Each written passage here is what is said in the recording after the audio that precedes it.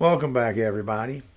Now, I don't know what your feelings are about having a child and skipping a grade in school with that child. That was a situation that confronted my mother.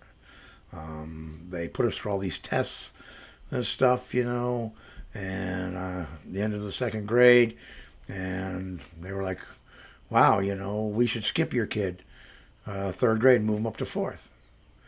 My mother was like, I was like, sure. And the reason I was keen on the idea, of course, was most of the kids I hung out with that were my friends were a grade ahead of me anyway. So, better I be in their class than behind them in another class, right? But I could not convince my mother. She just wouldn't go for it. So I was not allowed to skip up a grade. Now, again, as I had said in the other video about applying myself, did this play into that? Sure, I'm sure it did.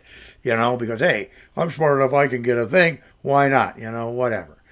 But this would kind of come to play again later in life because I ended up going to an experimental high school for my last 2 years of high school, which was run by a community college. And they ran the school like a college. You had, this class, that class. You weren't like there all day.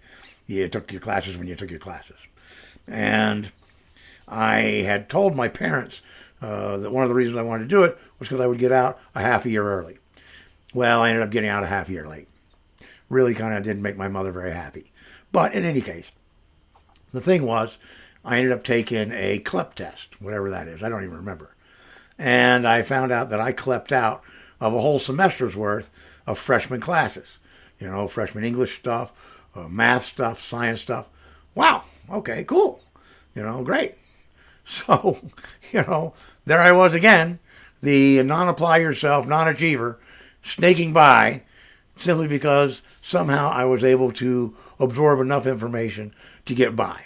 Now, I couldn't tell you any of that stuff today because once that stuff leaves my head, it's gone. I have a great retention while I need it, and then once I don't use it, it goes away very quickly.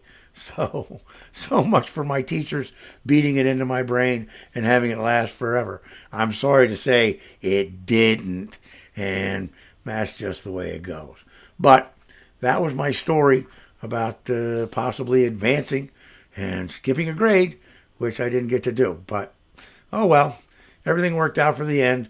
I still hung out with all the guys older than me anyway. So that all did whatever it was going to do, and we were just as much trouble whether I was in their grade or not. Thanks, everybody. Peace, and hang 10.